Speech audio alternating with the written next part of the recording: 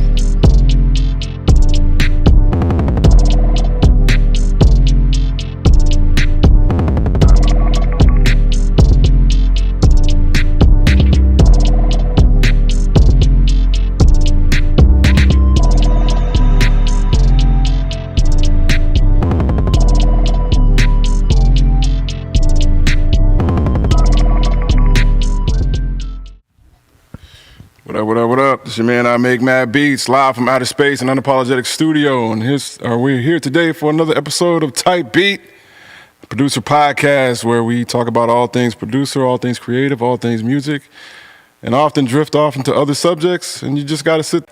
Yo, LJ1S. Unique. C major. Kid Maestro. What's good? All right. Something's interesting is happening. LJ1S. Unique. C major. Kid Maestro. All right, bet. So what we talking about today, man? Man, today we talking about genres of music. This man. Yo, so music that we feel is underappreciated. Talking about the creative process with artists in the room versus, by yourself. And then we have we're back with Underground AF. So we're gonna, got the playlist going. Period. Wow, that shit was flat as hell. Never sounded that deep. That was not good, bro. Yo. Period. Oh my god. Yeah, so We'll see how it progresses throughout the episode. this man. Music, that's underappreciated genres. Music that you love, that you feel the world in itself dooms and feel should go straight to hell. Damn. Cool. I mean, We also have. Do y'all mix y'all stuff before you send it off, or not? Cause some of it be trash, and we just gonna let you know. damn. Straight dookie shoot, Damn. no tissue. Unique coming for y'all niggas. Wow. Period. The point. I don't even need a mic. Yeah. I don't think I'm trying to think if I love music that I feel other people don't. Yeah, this was a tough one for me too, because I'm trying to think of what I listen to that I would like be ashamed, or not, but what did I listen to that I don't think anybody else would fuck with.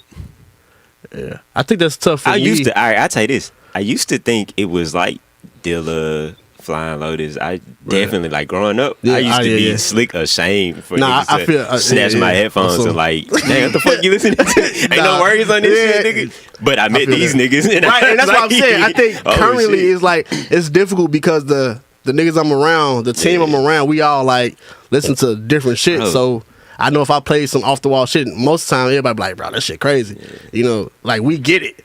But the world itself, I don't really hang with the world, so it's hard to I think that poses a different question. Like how does that dynamic shift your creativity? That was a major shift for me. Like I feel yeah. like I was making beats, and I still do this. Like I love pop music, like actual pop music. I love what's popular, but especially in hip hop. Like I was in the early 2000s. I was trying to make the T.I. what you know. I used to love all them types of junks. So I was trying to make shit like that.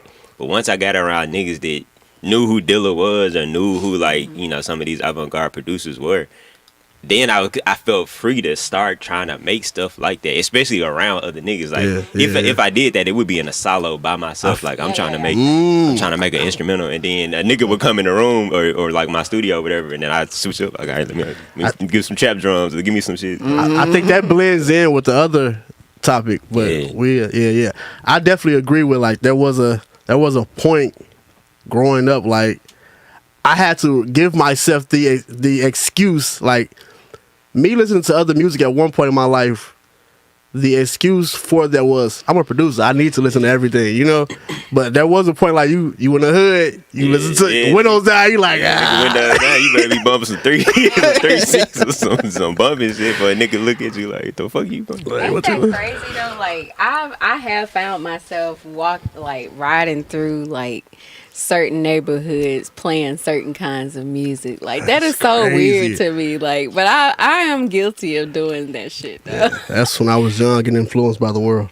Bruh, I would be in the, like, I think I was like around about like 19, 20, 21 around that time. And if we in like South Memphis, North Memphis or something like that, shoot, I'm bumping hood music all day coming through the hood. But it's like when I get out to like Germantown or something like that, I'm putting 107.5 on the radio station. Like, it's so weird, but yeah. Yeah. I was thinking about this question. And I feel like for me, the music that I would name, it's hard to say that it's underappreciated by the world because literally millions of people listen to this music. Mm-hmm. But like kind of we like alluding to in like the personal like circle, bruh, like that album that Black Eyed Peas put out, The End. The end, the one with like boom boom pow and like that was a bro. Yeah. That type of stuff. I literally used to like have to hide. Yeah, it's a like, black man. Yeah, bro. That's wild. I used to have to hide that junk. So, but that, you know what that just made me think of? That experience of like having a hide junk made me think of this, and this is one I think is actually underappreciated, bro. Like Christian rap. I feel like folks be like really shitting on them guys, like, and just like the idea, like it just automatically comes with a stigma, bruh. Them dudes be like Andy Sano and Lecrae. My bad, Andy. Yeah, bruh. my bad. I feel like sorry, bro. D1 Christian rap. It, like even as a kid, I can remember like going to the bus stop and like being asked what am I listening to and sharing and just being laughed at for listening to like dudes. Y'all don't remember, I mean, I don't know what this dude is doing now, but like I used to listen to people like Toby Mac and Lil IROC, like all of that stuff I used to get teased about. And ever since then, like it just don't get talked about. And when it comes up, it's always like, I don't know, it's just there's like a stigma to it. Even when I meet people that do it, there's not a boldness to it. There's like a, you know, I rap, but it's more on the facts. You know what I'm saying? Like I just be kind of talking about God and stuff like that. You know what I'm saying? Nobody just says, yo, I do this. Yeah. I mean, for me, Christian rap, that was like a relatively new thing. I didn't even know, like you were talking about, like you remember as a kid, walk to the bus stop and I didn't even know Christian rap was a thing. Like when I thought of Christian music, it sounded a certain way. I didn't even imagine rap. It wasn't until I probably was like, I want to say like 16, 17 maybe, when I was like, oh, this is dope. Then I was like, oh, he's a Christian rapper? Like, and that was crazy to me at that time. But I think now it's more of a common thing than it used to be. It's because I see it more now. Yeah. I really wish that, like, even with the Christian rappers, like, if it's Christian rap, like, you know, stick to it. Like, a lot of them don't stick to it. You know what I'm saying? What do you mean? Like, shout out to the Lecraes and the Andy Minios and the D1s and, you know. D1 catching hell, right? I'm telling you, for real. But they didn't switch up, though. Like, they didn't go to no gangster rap or nothing like that. You know what I'm saying? Or even if they got on what we consider a trap beat or a gangster rap beat, they still stuck to, you know, what they were true to. You know what I'm saying? The kind of music that they were true to. Like, I've seen so many Memphis Christian artists, you know what I'm saying, like, be 1 minute Christian, and then next thing you know, they talking about how God protecting them in the trap house. You know what I'm saying? I'm like, you know, I don't know. It's just, I mean, I get it if that's how you want to, you know what I'm saying, like, speak on, you know what I'm saying, your experience. Right. I get that, but like, it's people out here that are really like, that are really confused on what, you know, Christian rap is, or this kind of rap is, or any kind of genre of music is, and it's I've seen a lot of artists straddle the fence with it, pretty much. I've even done it myself, looking at, Right. you know what I'm saying, my audience or whatnot. So are we saying like if you're a Christian artist, you can't go anywhere else? I ain't saying you can't. I'm just saying, like, that's just like branding yourself in a certain lane for so long, and then now all of a sudden you want to like flip the script.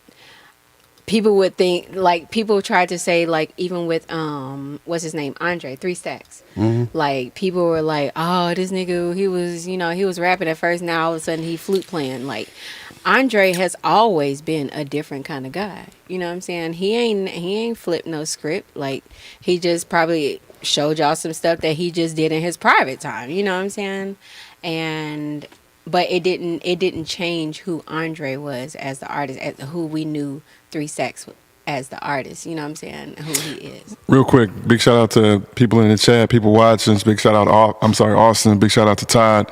If y'all got any comments, I think we were initially just talking about music that is either underappreciated or might get you laughed at when you were a kid. But if y'all got any comments on maybe music you listened to that had you laughed at as a kid, or what we're talking about right now, which is Christian rap and its effect on on you and your creativity and how you're seen, you know what I'm saying, definitely chime in. I definitely want to hear what y'all got to say about this. I'll be honest, when I was a kid, I thought I was the only person getting laughed at for what he was listening to. To even hear y'all say these stories, it's like, damn, it wasn't just me. That's crazy. You know what I'm saying? Yeah. I thought it was me. I listened to classical music growing up, and I was so to myself with that stuff. Nobody really came checking for me, asking me what was I listening to. So it was pretty cool for me. I could just listen to it in my own solitude. But. Yeah. I think it was interesting for me because when I first moved to Memphis, like, I definitely got out here. I'm like, I'm never going to find anybody, that's into the shit that I'm into, or that even the music that I, at that time, trying to make. And then, of course, I branched out and really got out here on the scene, and we see where I am now, Yeah. Todd, bro, you said you listen to Boy George and George Michael. My nigga, I feel you, bro. I was listening to like Super Tramp, like all types of like, like weird, like, bro. Even saying you listening to Boy George, bro, in the South, bro, in the early 2000s, like, nigga, what you get? Like, what is who is this? Y'all putting who is bro? this? He said he did the come chameleon. You come. Oh, He's even the I think who did the dang, what was the other one? This is sunshine, hush hush. I don't know. You don't remember that song? Wait. at least not from that rendition. Wait. My bad. She get like a 2 second. You don't remember that? Like, bro, what? You're right. And 2 notes. You don't remember that? No, man. Salute to like just other producers for me, because again, like I said, being a producer, that was my excuse.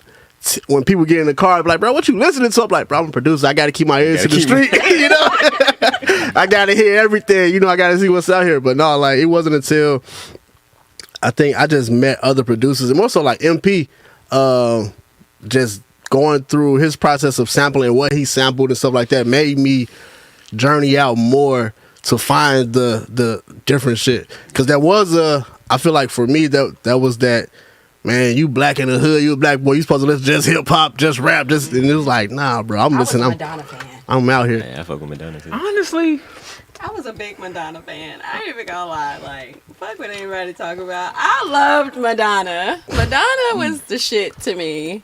Like, everybody, I listened to the Beyoncés and and you know what I'm saying, Destiny Child back when they, you know, were together and stuff like that.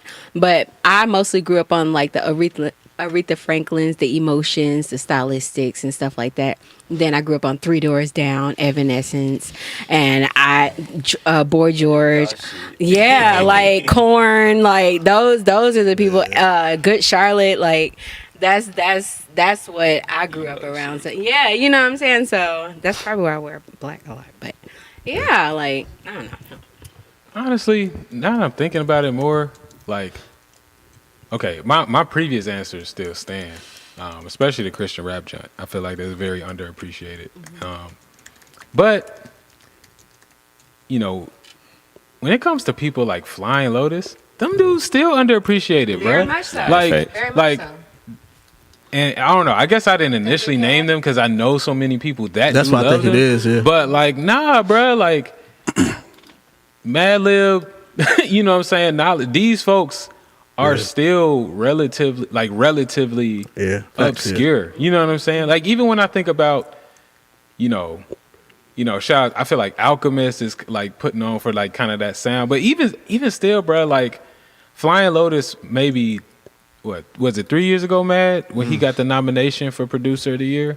Yeah, something like that. Yeah, like I feel like he was like the first of that world to even like get a nomination like that. Like To get that look. he's very these folks is very underappreciated. Instrumental hip hop, like that side of thing is still underappreciated. Like I feel like I don't know, I'm just in a bubble where like there's this world or Yeah, whatever. that's what I think it is. Nah, them folks still not getting Kareem Riggins still don't Yeah, you know what I'm yeah. saying? Like these is very much unknown people and you know Techline, all of them. yeah, like That's still like that you're saying that there's still a lot of people who even now who feel that like instrumentals that's not a project. Like if there's no artist on it, then it's not going anywhere.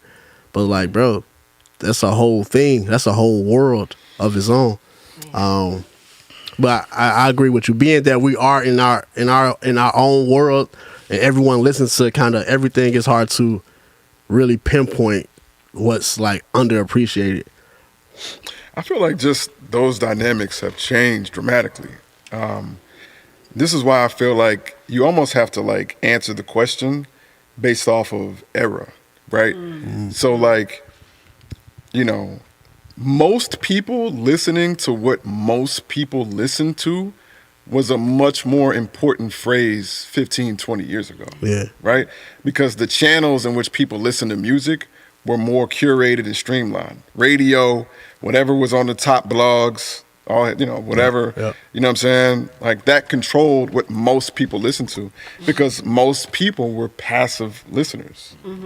They just turned on things that played music and then received whatever was fed to them. Right. But with the advent of things like Pandora and then eventually Spotify and music algorithms, you're just much more likely, like most people are still listening to what most people are listening to, but it is a much more common thing to run into somebody listening to something you've never heard of. Whereas, 15, 20 years ago, it was not. Like somebody naming somebody and you had no idea who they were, it was just like, okay, you're weird. Yeah, like, like, that's something different. yeah. You know what I'm saying? Exactly. Yeah, nah. Now, every day I'm meeting somebody who's like, yeah, I'm a fan of this guy. He only got 50 followers, but he's dope. but You know what I'm That's saying? the cool thing to do now. Yeah, you know what I'm saying? It is, you know what I'm saying? And in some ways, a lot of people, they want to introduce, right? They want to feel like they're up on somebody before everybody else is. And so, but like Kid stated, I think that the dynamic still remains. I just don't think it's as much of a ridiculing dynamic as it once was. Yeah. Like when I was a kid, like, Bro. nah, it was supreme ridicule Yeah. for whatever you was listening to if it didn't match what people thought you were supposed to listen to. Yep. Now it's just like, okay, that guy's different or he's on that kind of stuff. But it's not, I don't imagine kids feel like literally their physical frame is being threatened for listening to something different, which it was when I was growing up. Yeah, Like, that was the thing. Yeah. absolutely. Bro, what genre of music would you consider Portishead? Portishead is probably, They gonna do that dumb shit. That I don't know, bro. Some kind of like hip hop something. Hip. I don't know, bro. some kind of like industrial hip hop. Industrial hip hop is very crazy. Industrial is a good one. Warehouse. It's a good place to start. Yeah, I don't know.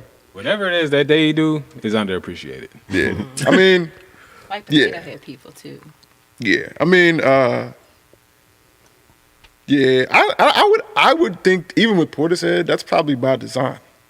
You know, I mean, as much as successful as they were in generating like a cult following, there's nothing about their approach that felt like they were saying we wanted mass appeal. Yeah. You know what I'm saying? True. Like it felt like they wanted to be these hidden characters. You know, like Underappreciation felt like that was a part of what they were going for. Like only the people who were tapped in would really know. You know what I'm saying? Red on the beat. What up, homie? You know, Red. Yeah, It's good, family. you know. So Fox, what up, homie? Bro, you know what else is underappreciated? What's that? Them Tesla covers of popular songs. Remember, man? Bro, what? Yo, one day I gotta post this on social media. We gotta go in the whip. Yeah, I don't know nothing about this. I'm man. like, what? I ain't Tesla gang. That's crazy. That's crazy. Kids, tell them what it Yo, was. Tesla, man, we was going, I think we were going to either Nashville. You said Nashville? Yeah, we was heading to Nashville, bro. And like Tesla got like karaoke or something or whatever, and you can just sing along to like the latest junts. Like, so it was like the Lil Durk All My Life joint. Like, I'm talking about wait. like, They remake it. you know what I'm type saying? shit. But they got some folks in the lab, bro. They folks remaking them songs. Hold on. But hold on. You gotta let them know how it went. Like, when you're browsing this, they don't tell you that these are remakes. So it's just like you're thinking these are just versions without the Without main the lead shit. vocal or whatever. And I'm just choosing like All My Life or whatever. All right, let's play that one. Cool. And then you just start listening. You're like, It sound a little yeah, different. it sounds like, just keep moving along. You know what I'm saying? You know what I'm saying? And then you get to some part and it's like, bro, that is not it, bro. this is clearly not it. Get completely That reminds me of like, oh, my bad. Go ahead. No, I just imagine I just feel like it would be such a great like experience or event to just like have like some sort of party or kickback or whatever and just brand it as some like regular thing and just be playing these versions of the songs that everybody know, and folks is like What's that? just like subliminally confused. Hey, that'd be crazy. And Everything is a remake of these songs. He's That like, might be something. That might. Real quick, let me shout out what's happening in the chat. God damn. Yeah, so Who is Anon said Portishead is his breakthrough to listen to more than just underground hip hop. For sure. Portishead was a bridge for a lot of people. It definitely was for me. Once I heard it, you heard the RZA sensibilities, you heard the DJ Mugg sensibilities, and then you heard this voice that was none of that. You know, it definitely bridged me over. Honestly, man, that's what bridged me over to even start listening to people like Bjork. It was first like discovering like Portishead. Fox saying, what up? He never heard of the Tesla music. Yeah, man, you gotta just take a ride in the Tesla and just hit the karaoke junts. You know what I'm saying? That's crazy. bro, we was on that for at least 45 minutes of the road trip. I think more than that, at least an hour and a half. We was going through them. I was you know? getting it. I was Yeah, hour and a half for sure. Yeah, Kids Bop type shit. yeah. Kids Bop. Hey, yo, Shout out Kids Bop. hey, that's all I just want to say. How did you feel with like when you came across like Kids Bop, bro? Like, what? I'm one of the real niggas that used to love that shit, bro. I love Kids Bop, bro. Bro, Kids Bop it was hilarious, but at the same time, I just thought that shit was bumping as hell. That a bunch of kids' job is to get in the studio and remake popular songs. I used to want to be one of them niggas bad as fuck. A lot of them kids can sing. And that was I good mean, too. most of them was like part of the Disney team at one point. Yeah, I wasn't getting paid then. Kids. Niggas weren't making no bread though. For real. Nah, they had a whole Justin Timberlake thing and everything. Yeah, bro. Yeah, it's interesting though, man. Like, by the time I had a car, now I definitely would hide my music when I had like the headphones on the bus. The bus, man, let me just say this, bro. Yeah. If you never had to ride a bus to school, Man, shout out to you. You know what I'm saying? That's a whole different experience that I didn't even realize was a whole different experience until I grew up, started talking to people about their like childhood going to school experience, and I realized like, yo, like kids like us who had to get up before dawn and walk to the bus stop, like that's a whole facet of life that it just, I don't know, it's just dramatically different, and the way it affects you is different. But, you know, sometimes, you know, I would roll up and I would have the headphones on. By the way, my headphones were 1,000% Northwest Airlines headphones because they gave them to you for free. You know what I'm saying? So I had those on deck. I was definitely listening to Tribe Called Quest, Pete Rock, CL Smooth, you know, and then just hoping nobody asked me what I was listening to. But eerily similar to Unapologetic, by the time I got to high school, my brother had already like informed the entire high school that we were different. You know, as you know, he was 1,000%.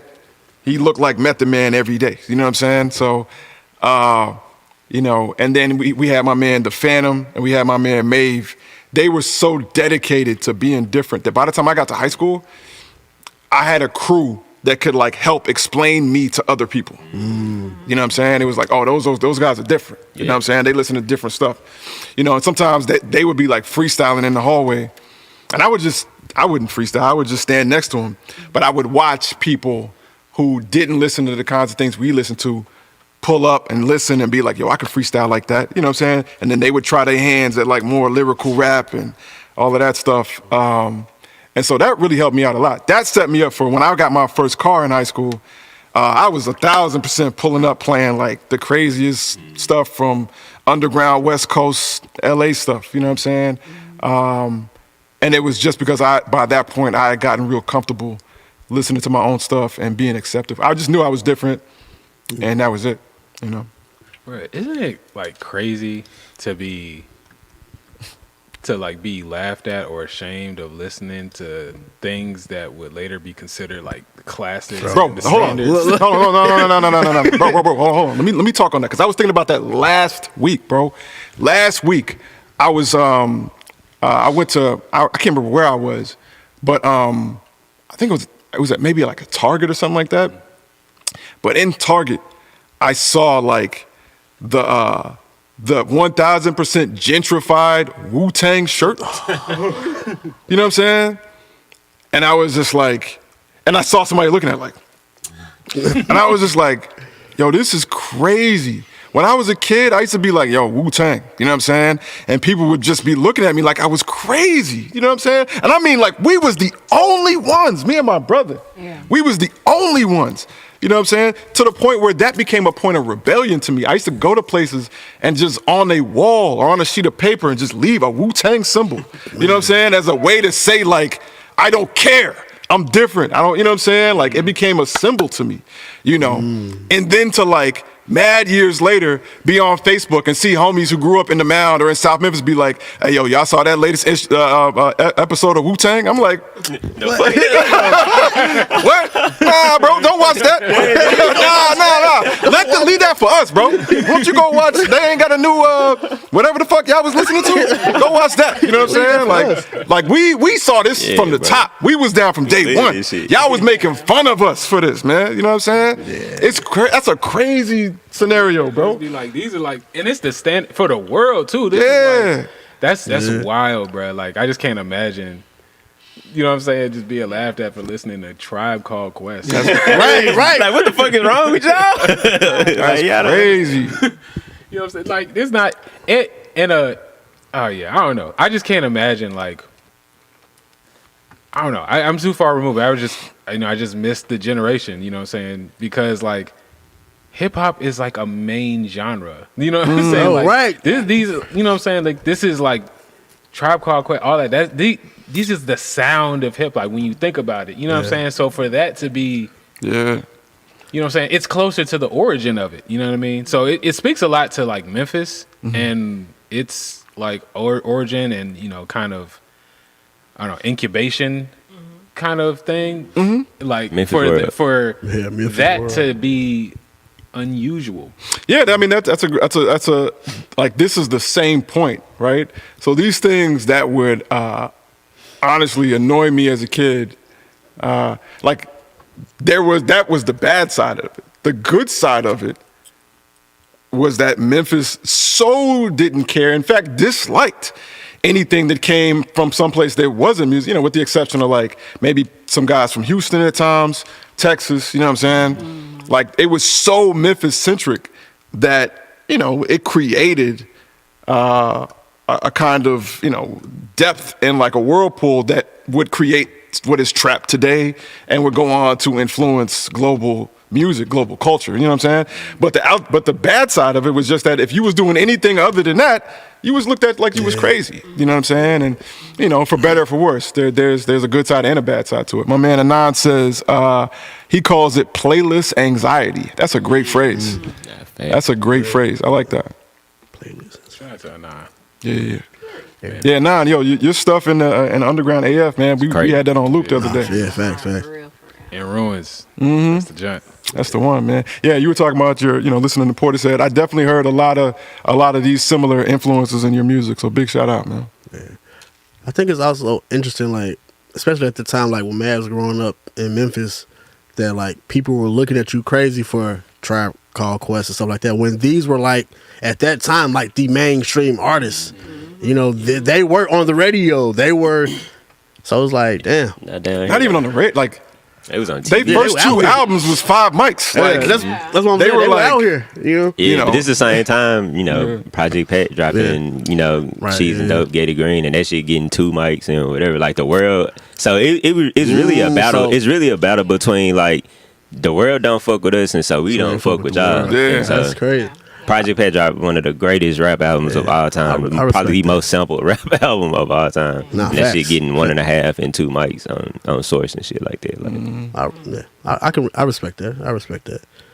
Yo, do y'all think that we should places like the Source that give ratings like that should exist now? Like if they brought the 5 mics back, would y'all be like, oh, let's get it? Or would y'all be like, nah, that's not the move? That's a great question, man. That's a great question. It's weird. Like honestly, like all of these moments where like you give congrats, like the Grammys, all this stuff is for me like now it's kind of odd because playlists are a thing. Like everyone's listening in their own world or whatever. So it's like, are you really? I mean, I guess they still have a following, paying attention to what's winning, so to speak, because everyone's in their own world with the playlist or whatever. Like, I know for me, I don't look at those sources for music anymore. yeah, I don't think I ever did. I never was that type of music listener. But I don't know. I feel like that shit would be dope coming back, bro. I feel like that might be needed. Like it's so many. It happens so frequently now, and it's so everywhere. Like Twitter and social media has made that. It's a million sources and shit like. Yeah. I feel like if it boiled down to like 2 or 3 publications that they got their stamp on this, That'll make a difference. it might do. I don't know what it would do, but it might do something. Like we might get back to something, and then like people chase that too. Like artists made music to, you know, and I don't know. I would like to see where we would get to if that came. If that came back. Loki, we might be there. I'm just thinking about playlisting. And you saying like artists actually chase to be, you know, to be spoken about within these sources on these platforms. I feel like that's still happening in a sense, like Rap Radar. Rap Caviar, like people are still trying to make these certain playlists, so that's still I feel I say this too, like even like but as far as like publication based, like too, like those are real journalists. Like I feel like now it's like a kid that listened to half an album is determining whether or not the whole world is gonna focus. And that's 2 hours after it came out. It's 2 hours. Like these were real journalists. Like some of them probably had some fuck shit, some weird motives, but some of these niggas were real people that really cared about art and music enough to listen to your shit, sit on it for a week, and type up a whole, real article about it, that's real. and probably That's sat real. down with you during the process too. Like I was in the studio and I heard this come from this to this, or So I feel like That's real. That's real. I feel like they get a bad rep because they gotta tell. It's like sports, like broadcast, like Steve and all these niggas get a bad rep because they gotta tell the truth. Nah, nigga, you sucked last night. Like that game was terrible. I'm not saying you're a terrible person. I'm not questioning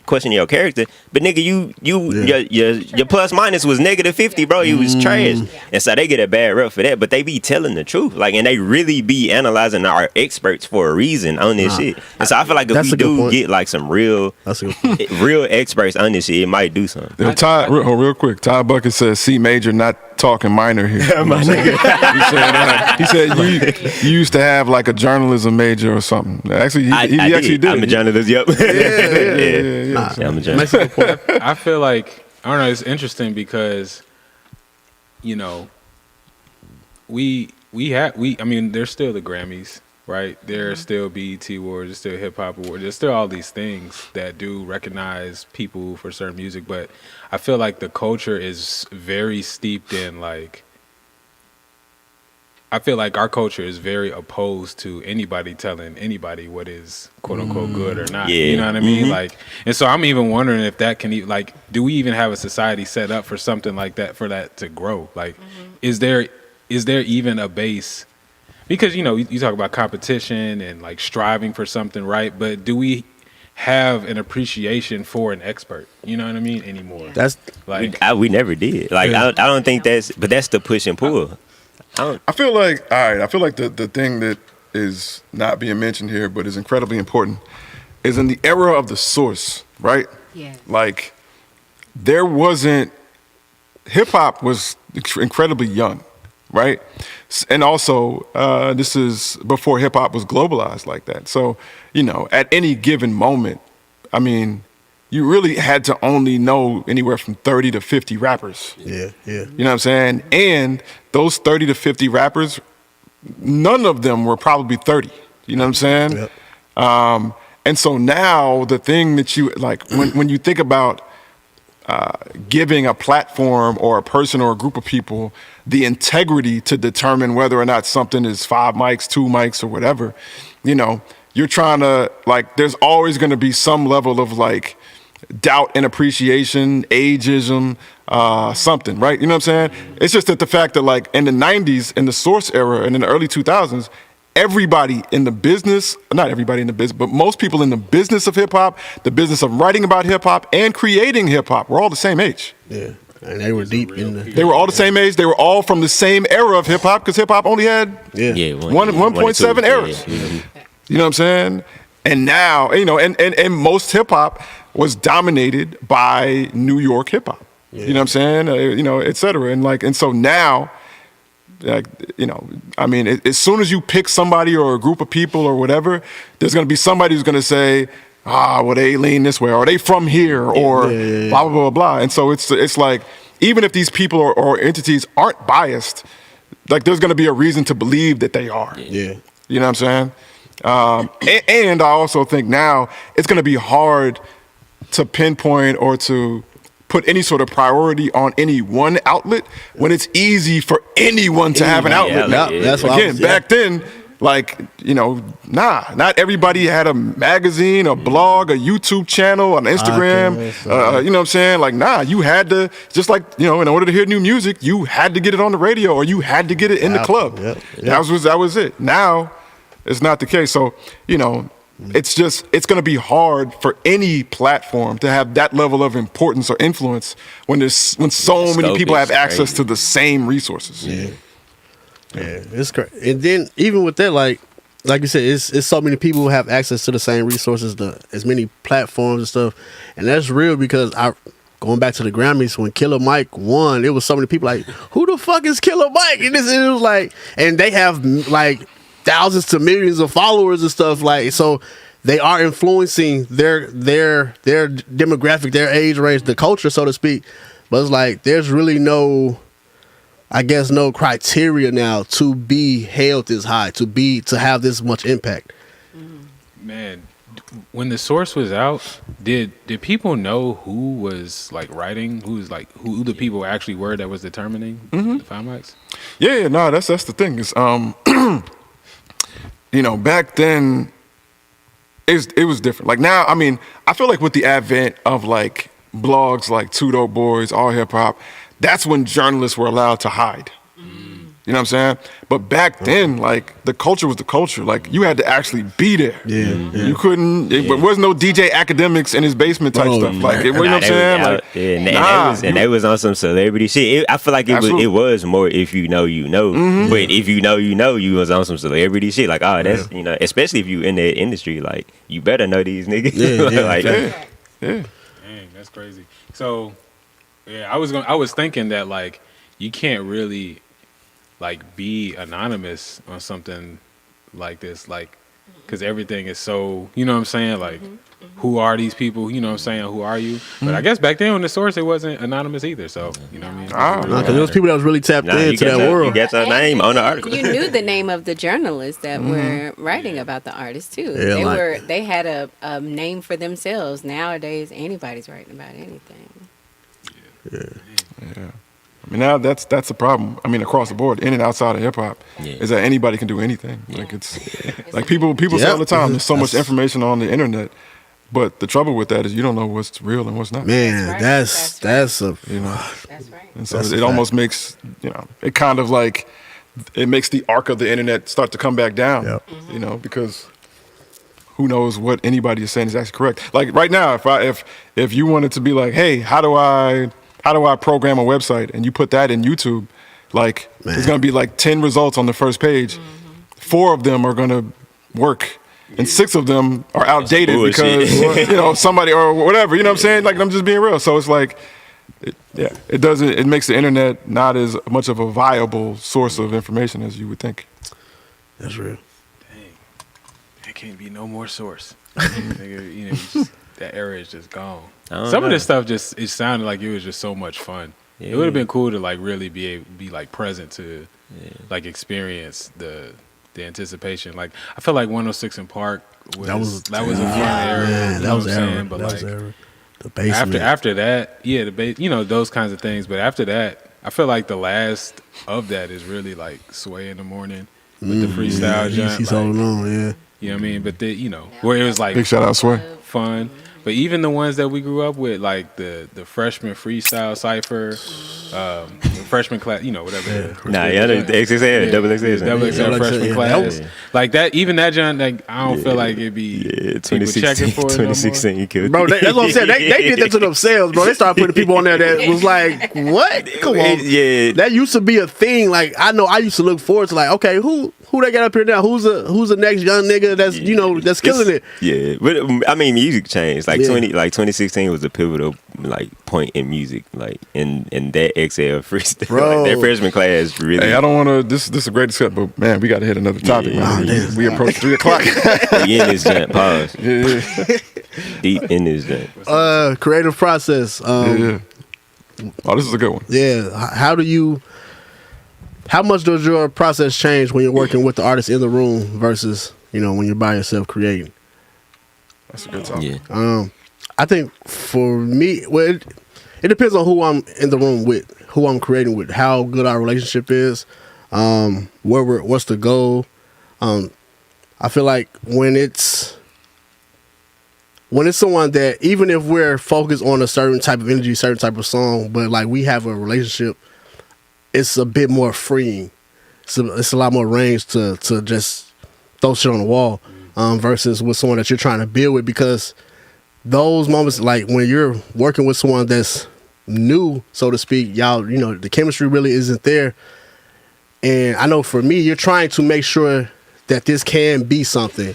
So I know there has been times like I will take certain weapons off because I'm like, I don't know if this artist wants to dive into that world. And we'll start here.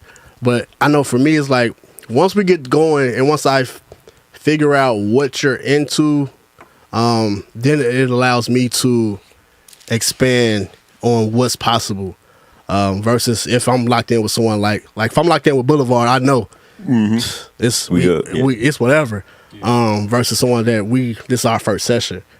So yeah, I think the relationship matters more than more than if I'm by myself or with an artist. Like because if I'm with someone that I already fucked that we fuck with, we locked in, that process looks very similar versus someone that we've never worked together. Yeah, I feel like my process has and out of anything in my life, my process making music has probably been the most consistent thing I've ever had. And I think this is like where me and Mad kind of like have the most similarity. I made at least 500 beats by myself, like like in a room solo, legit by myself. So long there where I was stamped before I even like would like invite other people over and shit like that. Also, I grew up like watching YouTubes of Pharrell and Timberlake in the studio, Timbaland and Jay-Z in the studio. Yeah. So I always viewed, and whether I consciously knew it or not, I'll talk about that later, but I always viewed making a beat or producing as a performance, because that's what it looked like to me. Like it didn't look like niggas like happenstance, and even if they did it in a performance ass way. Like the drums was laid, and then you fall into something, and you like, oh damn, that's dope, and then it's a moment. But so that's how I made beats for the longest, and so when people would come through, my process wouldn't change just because that's the only thing I knew. But when I started coming around unapologetic, and like Mad really helped me hone in like, this is a special thing. I just thought this was like what everybody did type shit. But like the way I cook up is simple. Like I get if I'm dealing with a sample, or if I'm dealing with a loop or whatever it is, the melodic part of my beat, I start off searching for that. Like I don't want to have it already done. I don't want to have any preconceived notions. And this is by myself or with an artist or whatever. Like I start off with melodic elements. Either I'm scrolling through samples or I'm scrolling through whatever, and I'm gonna spend some time with that. Like I love doing this shit with an artist now. Like I'll talk with an artist. We'll do some shit. I like first, like me and Lucky just had our first session. The first 30 minutes of the session, we just talked, we just chill. I got a vibe. And then I just went. My favorite thing is Splice. I love Splice. Shout out to the producers that hate that shit, because I'll make that shit great. Splice is right. But I love Splice, and so we talked, and then I just started going through Splice, and she's behind me, but I can hear. So I just go. I'm just going down, and I hear ooh. I was like, all right, bet that's it. And so I'll spend like, I don't take too much time making beats, but I'll spend a good amount of time either chopping a sample, fucking with it, filtering it or whatever, and I get the artist comfortable with that. All right, damn, this the vibe. And she might even start like, harmonizing with it, singing with it, and then I leave that motherfucker alone. Like I got the chop ready, I got everything laid out, and then I go to the drums, and I go to the most simple part of the drums. Like I might start with like my alternate hi-hat. If niggas know, I did like 8 hi-hats in the beat. I might start with the motherfucker you don't even hear. Like it just be alternate shit, and now I got tags and shit to go through my shit like soon as I hit play. And so it'd be like the most scarce part of the beat, and then I start building the drums from there. I build the rhythm, I get my clap. Then by the time I got the kick, Lucky got half a verse. You know what I'm saying? Like, and so now we vibing, like we performing and shit. And so she got half a verse, I got the kick laid. I finished my drums. I might tweak some shit, and now I'm just bullshit. Now I'm just like building up like hype and anticipation. She didn't forget about the song, but she didn't forget about the dope shit that she fell in love with when we first started this beat. Then I switched my sequence back, then throw the sample in, and every fucking time, bro, this shit never fails, bro. Once I throw that sample in, it's a wrap. It's over. You locked in. I got you. Like it's no way we not leaving here with a song, bro. Like, and that shit. But it took Mad like watching my process and being like, yo, that's special. Like, you really performing. For me to really think like, damn, I guess that is a pretty different way to do things. And so now that's like stamp. And I do that shit whether I'm with an artist or without. But that's just how I grew up doing this shit. Like that's what I saw niggas something doing. that was important you said, like, and I had to learn this because now I view like sessions is like low key therapy. Like to have that initial conversation with the artist before we start anything. Like let me learn about you, because that gives me direction, at least where to start. Yep. Like that's important. Yeah, I learned that from Mad too. Like I would for as long as I was Mad's assistant engineer, and I would sit in on sessions with him. I would mix records with him, but he would have a whole like block week with a artist or whatever, in the first session, he doesn't touch a key or anything. Like we just sit in there and like have a conversation. And that shit would make now you comfortable. Now we ain't gotta do this whole push and pull. Like, hey, can you turn my levels up? Or you scared to say some shit? Nah, nigga, we locked in. I just joked about your mama taking or whatever. Like whatever it is. Like we cool enough for you to not be like you know what I'm saying. That's it. You just gotta get comfortable. Get comfortable. I've never produced for an artist. I've written for them. Well, I guess that's called production as well. But when I do find my most comfort. Well, I found that over the years, like I have made a lot of my beats within the comfort of my own four walls. Like damn. That was a big pause, but yeah. Yo, wow. But could have just kept going. Wait, we want to need, you know. Could have kept it moving. No, I found that when I am with an artist or producing with someone, I read the room pretty much. I like to read the vibe of the room, like whatever direction that. Even if I have to come with a direction first, I kind of read the room, see how everybody's feeling and stuff like that, or see how the artist is feeling. But most of the times, I found that when I am creating a track, I'll find my melody first. Like I've always tried to find the beats or whatnot, but I'm cool with drums. Don't get me wrong, I'm slapping, but I'm not very confident in certain drum patterns than I am with others. So that kind of slows me down a bit or whatnot. So I've created more melodic tracks than anything, and they'll be pretty much starters. And I'll take it to a C major or a Kid or a Mad or a LJ and, be like, hey, I did this, wanna, collab on this and let's do it like this. But like LJ was saying, is the relationships that I have with you guys to make me feel comfortable to share my stuff with it. Because I haven't always felt like my production was top tier shit, you know what I'm saying? But being around like minds, you know what I'm saying? It's not that it wasn't what it was just how I was doing it, you know what I'm saying? Shout out to Matt and everybody that's helped me really tap into really producing, you know what I'm saying, and not just beat making, you know what I'm saying. It's a big difference. Yeah, I think, and I want to pass it to Kid to hear more, but I think a lot of what you guys are talking about, or a lot of the things regarding this question, which is, how do you go about making music with or without the artist in the room, is directly linked to confidence, right? Confidence and preparation. But Kid, if you wanna. Yeah, I mean, I would agree. That's kind of exactly where I was going. I feel like, all right, so it's a couple junts. All right, so first of all, when I'm making music by myself, the way I even came up as a producer was very by myself. I didn't have nobody rapping on anything I was making except me for only a period of time. Spit a verse, bro. Spit a verse. Stick to rap, you know what I'm saying? You know what I'm saying? So, and once I stopped trying to rap, I literally never. I'm trying to think. I never had nobody but me ever rap on anything that I did except until I got to college, and then I started working with just other random people, whatever. So my process is very much my ideas first. You know what I'm saying? I'm thinking about what I want to hear. I'm really not considering what somebody else is supposed to do, or would do, or might do. I don't think in terms of song. I think the beat is the song, and it's just and I'm making something that I would put on loop. You know what I'm saying? And then it will just go from there to get another life, right? Or it'll just be what it is.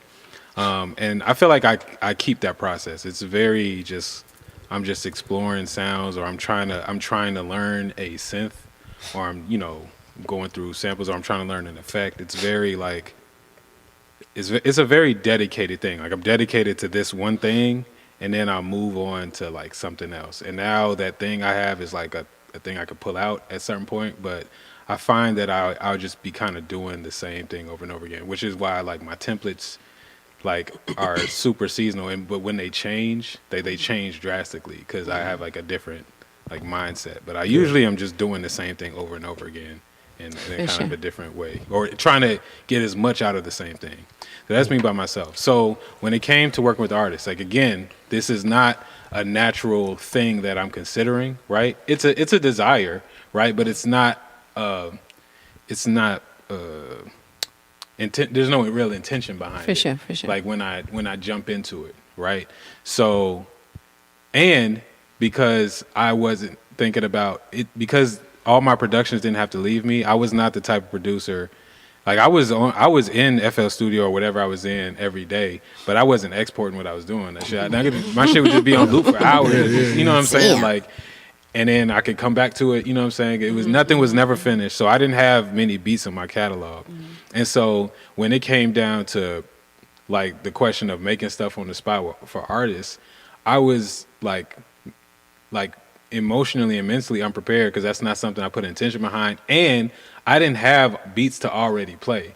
So the best thing I could do is prefer to make beats with the artist. I feel that. I feel that. Yeah, because I can like, there's a chance. You know what I mean? Like I'm giving myself a chance. If I'm just gonna play through the stuff I got, that's a short list. You know what I'm saying?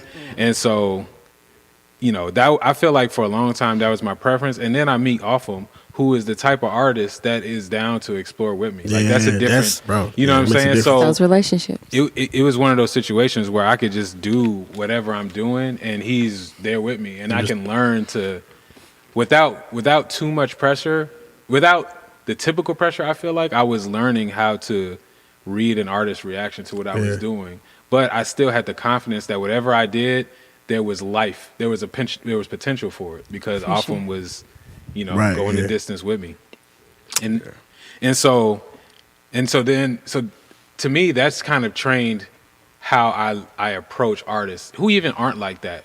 My process is like I'm like psychologically trying to set them up to be open, because the type of producer I am, like I'm gonna just be finding stuff, and I developed a bunch of different ways to do that. So one is definitely what C Major said, which was Mad's technique. I watched him do, which is like, which I think is an important thing that it's, you know, people should do this, is get to know the person you're working with. You know what I mean? Like have a conversation, see where they're at, see where y'all resonate.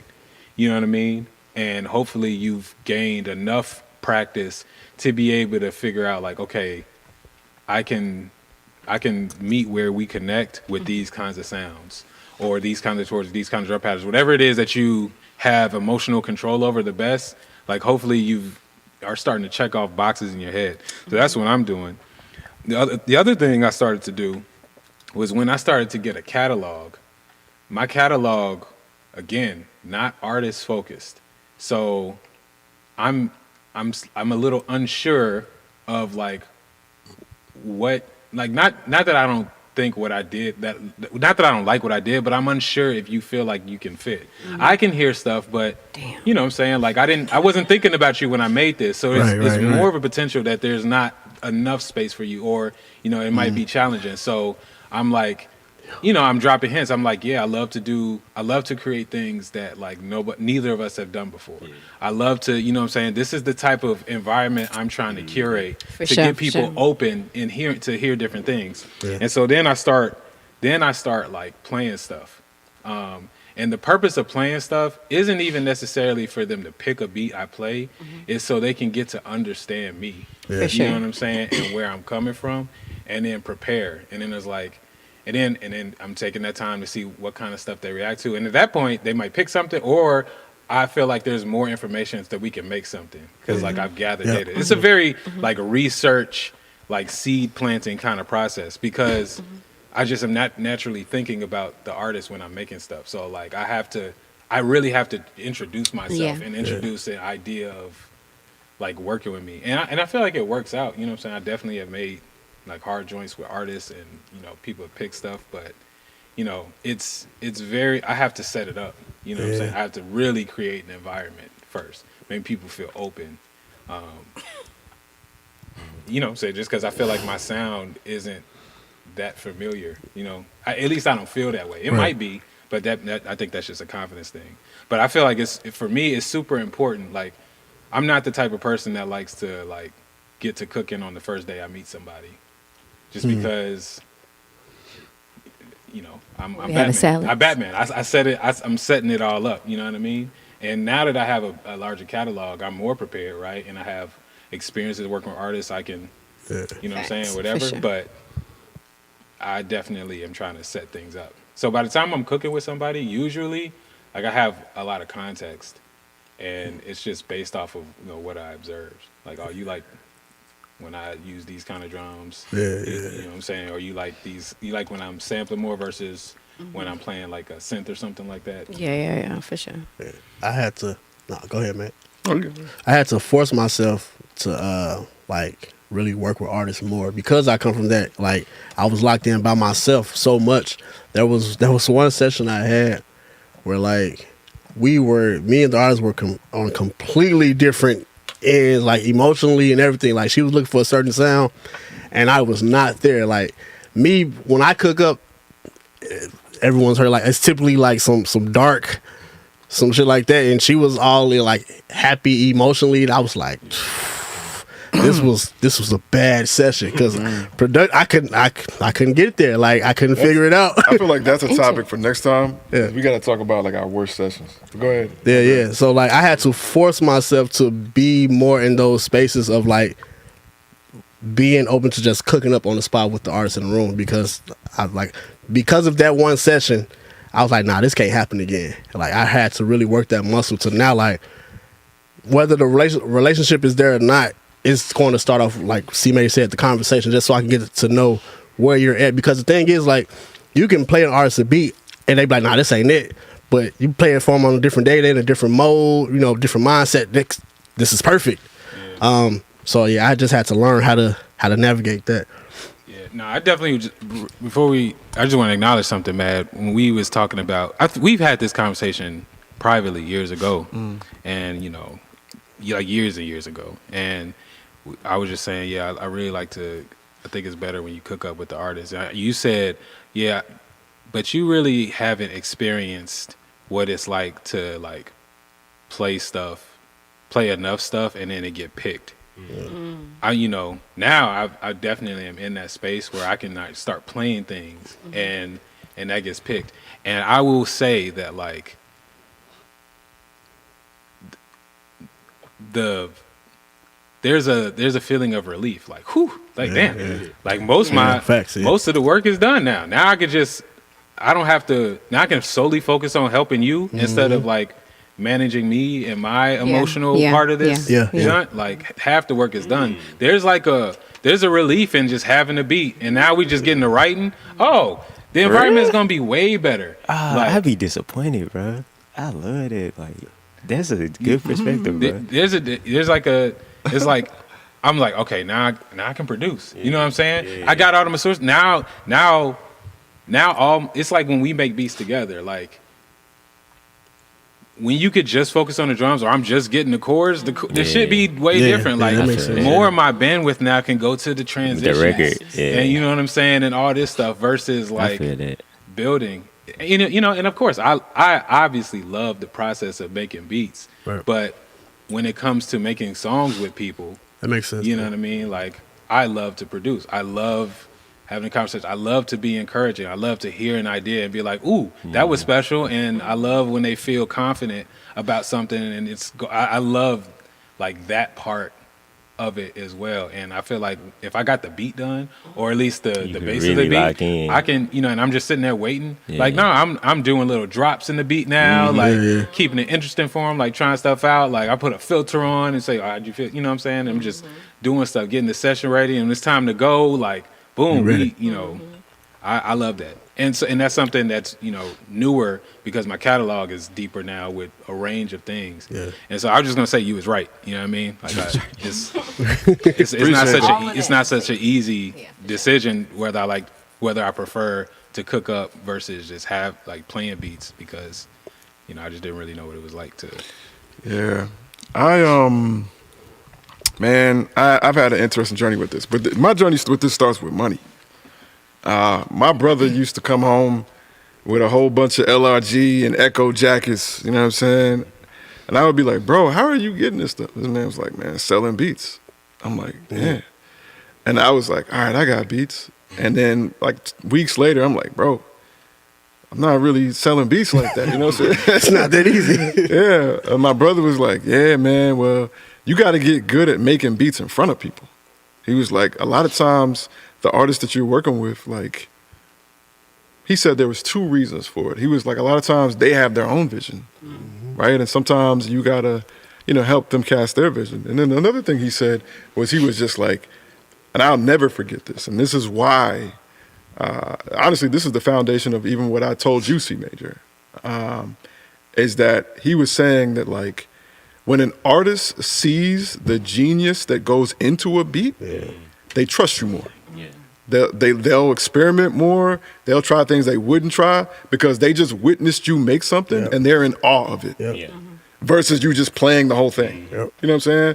You know, because and that's real, especially, and I'm gonna be all the way live with you, especially if you don't sample, right? I mean, if you sample, that's great. If you can still be awe-inspiring sampling because sampling is not necessarily an easy thing to do if you're really creative, right? But when you can make a beat and people thought it was a sample, right? But you actually arranged it and played it and they watched you do it. When you suggest things, they're gonna be like, all right. They Right? trust you more. They're going to be much more likely to follow because they trust your acumen as a musician. And so, you know, I remember my brother telling me some of these things, and, you know, you had to deal with that initial anxiety of like, you know, that's a vulnerable position because, you know, like how many dead end roads you run into when making a beat. Like you might be, all right, I'm gonna grab this snare. And then 10 minutes later, you're like, maybe that's not the snare. You know what I'm saying? And like, you know, it's the fact that somebody's watching you make mistakes in your mind, you know what I'm saying? Is a vulnerable thing. Like, and you may not be comfortable watching somebody or having somebody watch you in the creative process. And I find that a lot of producers, they get to that point and then they just be like, nah, I don't want no artist in the room while I'm making music, you know what I'm saying? Blah, blah, blah. They have all the reasons in the world to say that.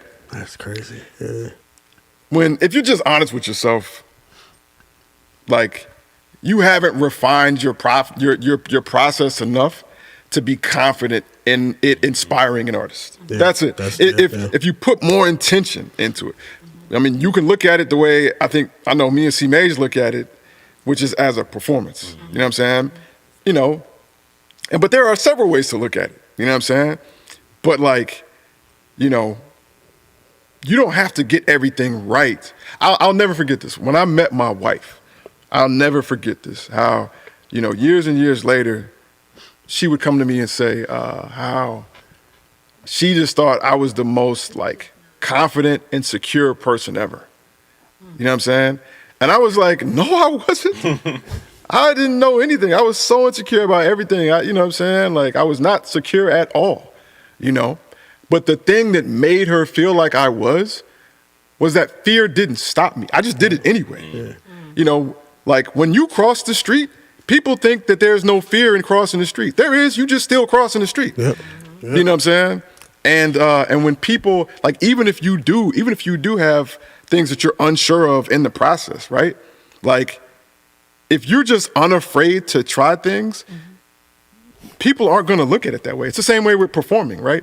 A lot of times when you're performing, only you know you messed something up. And people will only know if you looked like you messed something up. If you responded that way. You know, the same thing goes with working in an artist. You can make quote unquote mistakes or run into dead ends and still make that look like a part of a successful process. Right? That's number 2. Number 3 is this. Right? The goal is to get to a place where people come to you for you, right? Where the situation LJ presented where, you know, this person's over here and you're over here. Like, when you said that, my first thought was like, damn, I have been through some of that before. But it's been such a long time. because now when people come to me, it's because I'm over here. Yeah.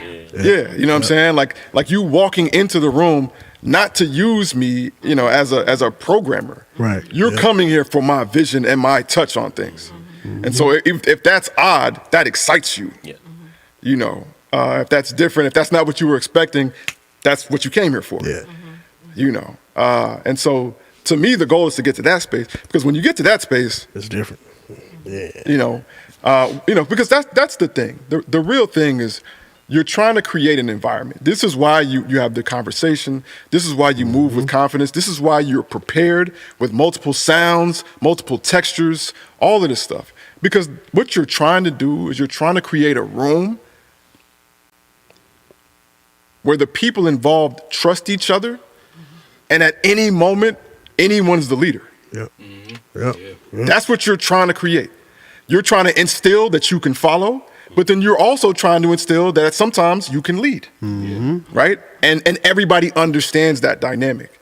That's the goal, because once you do that, anything's possible. Yeah. Yeah. What you said about like that confidence part, man, one of the things that really helped me was Madlib and Jay Dilla.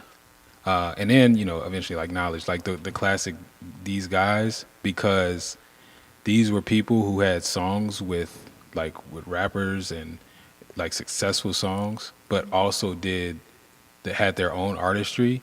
And for me, why that was helpful is it was like a trick in my mind where it's like, well, if you don't rock with this, like, it's okay. Like, you're not my end all be all. Yeah. You know what I'm saying? Yeah. Right. You're not my only version of success, you know, being able to work with you as a rapper. You getting on my this beat isn't the only version of success for my Right.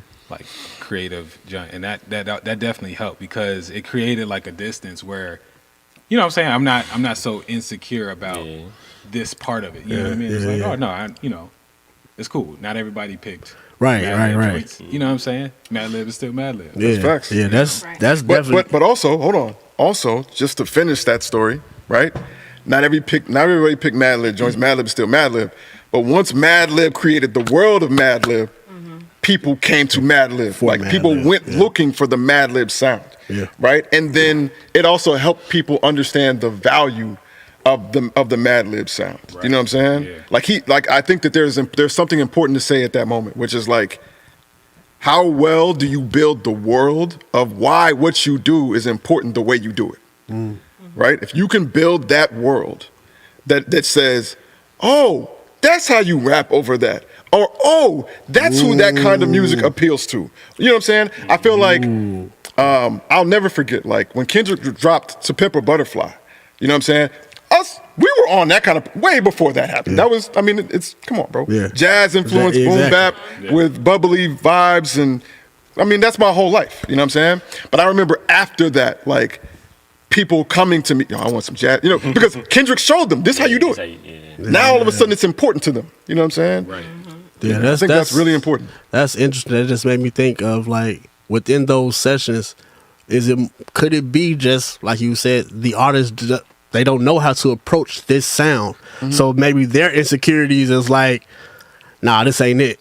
Bro, I was gonna say, like, do y'all when y'all making beats with the artists, do y'all take risks? Do y'all pull up a sound y'all ain't yet used before? I do more so now. Y'all, you know, it's like, oh, I got this new drum pack. Let me see what's on here. Y'all do that in the session with the artist, or is that I private? try a new vocal wave, or I try a new vocal melody that I haven't tried before. I'll do that. Yeah, I do that more so now because I'm like everyone was saying, I'm more comfortable with who I am, with, you know, my production style and my capabilities versus like a few years ago, I wouldn't have risked it, but now I'm like, Yeah, I'm a different type of producer now. I feel like I don't take risks if I'm by myself, and I'm not risk averse. I'm not like, I'm just really building the world right now, and so I pick these same instruments, and that's intentional. Like, I'm like, either I have it in a program bank on my library, or I go to a previous beat I made just so I ain't got to pull up the contact instrument and go through all that shit. I know the settings is already here, the levels. I'm doing, like, I'm super intentional about these same. Because I'm really building something right now, but I'm not. sense. I don't do it as a way to avoid anything, but I'm just That's just your intentional. sound. I'm where I'm at right now. Yeah. I feel like I do that, but I don't think I do it like overtly. Like, I'm definitely the person where it's like, you know, I might be working with somebody, I have somebody else in the room, you know, maybe they're walking them into the room, and while they're doing that, I might just be playing some random drums, crazy sounds, you know what I'm saying? And I'm just assessing how they respond to that. Yep. Facts. You know what I'm saying? Like I'm definitely the dude. I might even be talking. I might just be like, I might have like stuff loaded up, and just be hitting this, and be like, yeah, man. So like, you know what I'm saying? Like, what's going on today? Yo, you saw that game, right? I'll be going through sounds and just literally like, and then watch how they, as soon as they. Okay. Yeah. Hold up. All right, so let's get started. You know what I'm saying? Yeah. Definitely done that. Yeah. Yeah, bro. I feel like if there's one thing about me, like sometimes when I'm like in the name of demon, there's like a part of me that's like, oh hell no, you know what I'm saying? Just go the other way, just all the way. I mean, Tajin tapes is like a version of that, like you know what I'm saying? But like the reason I'm doing it is because I was like, man, I'm afraid to be an artist. Oh, hell no, bro. Every week then, let's go. I love You know, it. Yeah. and so, you know, I can admit that like I definitely get nervous, you know what I'm saying, or, you know, insecurities pop up when I'm making a beat, you know, with the artist. But like if I allow myself to realize that, It's over. then I'm like, nah, I'm taking all the risks. Yeah, Fuck you this got shit. to. You know what I'm saying? Gotta Like jump I ain't out there. never Ain't going used it. Yeah, you know what I'm saying? Like, For real. you know, and so and sometimes I would just be really like Fuck it, Pushing the man. Throwing everything. Sometimes I out. really be like, I ain't never used this, John. Let's see what it sounds like. This might be the perfect inspiration. And be like, have y'all ever had to like pivot? like yo, this what I just built and it's not working. Let's just Yeah. you know what I'm saying, do something else. Do y'all like how do y'all approach that? Bro, I love that shit, dog. But I That's don't. one of my favorite things. Yeah, I never pivot because of me. Like I always and now like I done built a relationship with artists to where they can tell me like this ain't the vibe I'm on. Like I done made a whole beat and then like, motherfucker Pro do this shit all the time now. I think he just do it on purpose now. But he'll do this shit all the time. Like I'll make a whole beat. He'll be like, nah, this ain't the vibe, bro. And then like I gotta switch it. But I love that shit because nigga, I can make 10 beats in this session. We can still have time to record. Like I'm really You're pretty efficient with your shit. Yeah. I got melodies for days, whatever. But I do notice that I do stick in certain keys. I do have certain scales that I thrive in very well. And when you were talking about being intentional, I am very intentional on which kinds of melodic flows I like to like do a lot more commonly than others. Yeah. All right, man. Is that time? It is that time, man. Period. We need to go ahead and hop into Underground AF. Try to get a few listens in real quick. And then we'll be headed out, man. So right now what we're going to do is we're going to listen to some of the submissions that came through Underground AF and just like live respond to them. Big shout out to all the people who submitted for the first playlist of season 3. It's a great playlist. Got some really dope stuff in there. Man, I know we shouted out, big shout out my man, I Speak With a Gift, you know what I'm saying? Yeah. Big shout.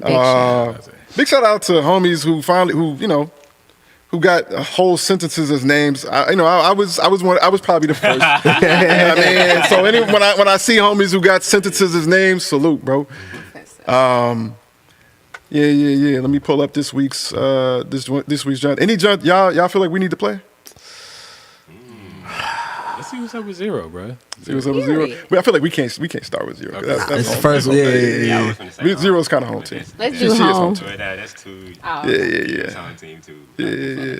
Hold on, What's I up? haven't heard this joint right here. What's that? Michael That joint? Sky joint. Yeah, that All joint. right, cool. I'm gonna turn the master down so they won't be able to hear us, but they're gonna hear. Actually, no. I need to leave this up. My bad. All right. I'm gonna make sure that we don't all bleed to death. If I can get this to work, it's not gonna work. All right.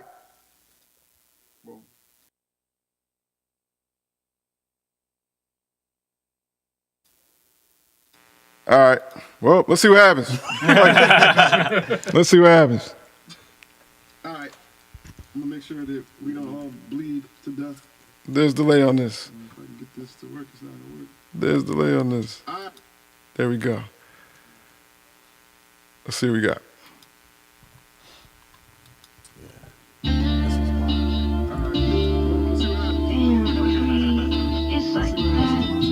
When I say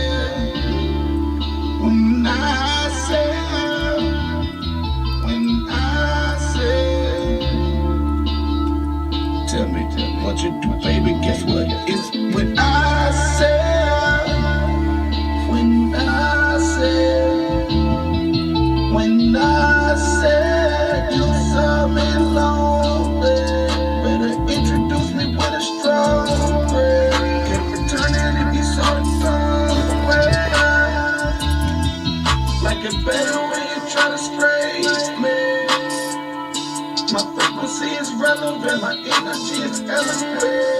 Yeah, just tell me if I overthink. Don't let me think about it, I might overshare. I can tell you that I love you and I don't mean it. Play it like a movie, you don't know you ain't seen it, baby. No good for each other, we're plotting and scheming. Always scheming.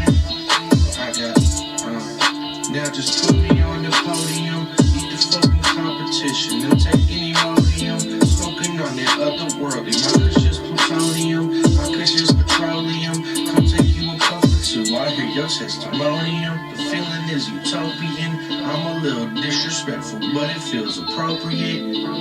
Money like I'm Mr. Krabs. All my blunts the daughter of Mr. Krabs. You gon' call that Uber Lyft or do I call a cab? All right, so that was Hail It In by the Vice Grippers. Come on, Vice Grippers. What's your thoughts? I fucks with it. For Yeah? sure. Yeah, I think The that. time loop is hard. It just remind me of it didn't sound like it, but it just reminded me of "Leather So Soft" by Lil Wayne, which is one of my favorite joints. Definitely. All right. Up next, we got Sky 004 by Just Michael. Big shout out, Michael. Got so hot, can't feel my face. My shit right here. Jump at the ground and I'm eating your brains. I give a fuck what you think. Straight stains, a nigga got range. One phone call and I'm leaving the ring. Like fuck your shooter, bitch, I've been the shooter. Under your nose, just like a Medusa. Hold up, drop too fast, might lose. Up all night, been tweaking on lose. As long as you know that it ain't nothing new. The B-roll in this bitch like a movie. How did you do it? Well, obviously, bitch, I got to it. I was up on the lid while you snooze. If I pass you a play, don't you lose. I got a lot on my plate like a foodie. I was up underground right with my goon. I'm selling mirror, can't how I be moving. I'm up in the sky, you just let the influence. I'm getting tired of my old house, so I went got me a coupe. We chillin', but you know I'm coolin'. We chillin', but you know I'm high in the sky like I'm up in the sky like a drone. Yeah, moving this big like a mile. I needed 3 5 just to feel the Capone. Shawty tell me you like it or not. I swear it ain't nothing to leave alone. She talks to the pillow, ain't no pillow talking, but I couldn't trust a bitch, oh no. I'm high in the sky like I'm up in the sky like a drone. You think we the same, you a clone. Oh, I feel like Mad Max, run through the rain like a madman. For sure, for sure. That That shit was crazy. Scott 4, man. Bro, I am such a fan of a song that start and get straight to it. Like, no intro, no nothing. You straight in the verse, like you straight in the world. I fuck with that shit so much. Yeah. Nah, I rock with that, I John. wonder if it's hard to perform just like that. You like a count off. You gotta hit the phone bar. No, man. You're right. Hey, my man Anon is in the chat, man. Let's play one of his joints. Yes. Which one? We playing In Ruins or In or Ruins Battle is Royale? my joint. In Ruins. All right, big shout out. Big shout out to my instrumental, experimental producers, you know what I'm saying, in the game, who got the app, man. By the way, if y'all ain't got the app, get the app, man. Available for iOS and Android devices. Unapologetic World. All you gotta do is search for Unapologetic World. You will find us. In there is Underground AF. Mad has absolutely been going insane. He's in really this motherfucker. created a world in the app. Seriously. Thank you. Yeah, so as you heard, it's programmed and developed by myself. And it's a world, not just for us as a label and us as a company, but for the idea of being boldly and unapologetically yourself, right? We have a weekly playlist in there where we take unmixed and unmastered music from anyone across the globe, post it up. We spend money to advertise that song on social media platforms. So yeah, submit a song if you got one. It don't gotta be done. It can be a beat. It can be an iPhone recording, right? We believe there's magic in even the roughest versions of things, right? So feel free to hop in and submit, all right? Right now we got In Ruins by Anna.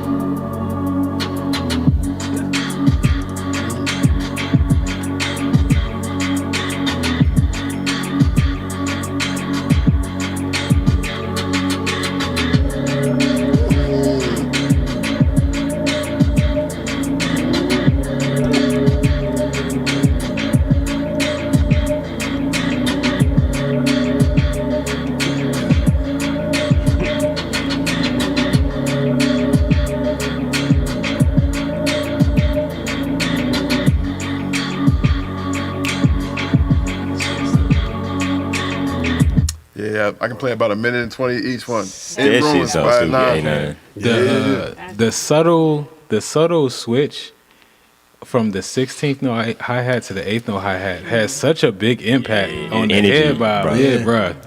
Good job, Anon. I like the way he was using that snare. Yeah.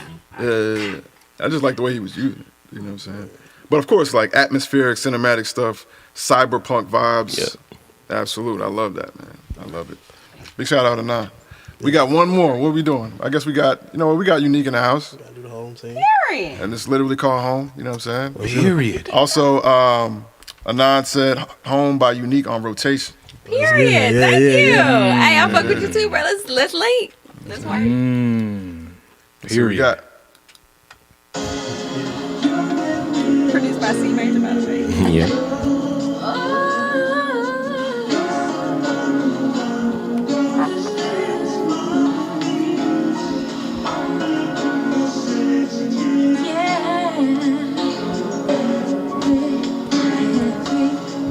It's for you, okay?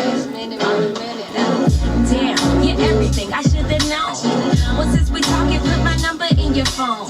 A conversation rules the nation's what I heard. One thing led to another, got this pussy in reverse. Yeah, just your attention's all I need. And when no way, just tell me how you missing me. All up in your portrait, be your canvas fantasy. Use the number 2, but number 1 is who I be. You got your own kind of style. I love the melody that's coming from your smile. Damn, ain't felt this bubbly in a while. Yeah, it might just be the shroomies, might as well gon' put it down. I think I have another bite now. Got me acting silly, this ain't school, but I'm a classy clown. You're really coming from a dream. Heavy premonition about you hooking up with me. I wake you up, run into your heights, tryna see what's really up. Tell them other bitches grab a clover for some luck. I'm wrapped around your finger, yeah, you really got me stuck. I'm so all up in your zone. all right, that's it. That's Crazy. Indeed. Big shout out to Unique for the submission. C Major on the track. Don't Yeah, it's play one of my with favorite it. beats. Big I am shout- really shout- Dilla's kid, bro. I always feel weird about. We gotta talk about this on another episode, but I always feel weird about like sometimes getting like so close to. It's just the way he felt about people biting and shit. I always be having me weird about that shit. But I am really that nigga kid, bro. And I be hearing it in some of my beats, and it's a weird feeling. Yeah. Yeah, I mean, if you read the book though, you know, I think every producer goes through that. Yeah. And I mean, even being on the side of like you feeling like if you get good, feeling like people are kind of taking what you do. You know what I'm saying? I definitely have. You know what I'm saying? But I think at some point you just get to a point where it's like the only time that there's any sort of resentment for that sentiment is when people try to act like they didn't get that from you. Fair. You know what I'm saying? Like Dilla was very open about Pete Rock's influence on him. Yeah. You know what I'm saying? Like Pete Rock. You know what I'm saying? He would say there's no Dilla without Pete Rock. You know, and it's very clear how much Pete Rock influenced him. Yeah. You know, I think, and so I think if you're open about that and you're just saying like, nah, like I'm Dilla's kid, that's respect. That's love. But when you trying to act like, nah, the way I got my swing set up, I'm just different, bro. I just be, you know what I mean? That's just the way I be thinking. Calm down, bro. On that note, man, this is I Make Mad Beats, live from outer space and Unapologetic Studio. This has been another episode of Type Beat, and behind me is my cast. I am LJ1S. Unique. Period. C Major. Kid Maestro. Yo, yo, yo. Yeah. Yo. Yo. Kid Maestro. I think it's my hard drive that's been doing this. Yeah. All right. And with that being said, man, y'all stay safe, stay dangerous, do both or do neither. We out. Peace. Oh yeah, shout out to this transition.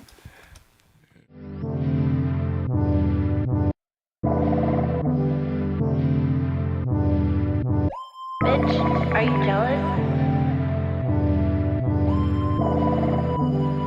Oh shit. Here we go again.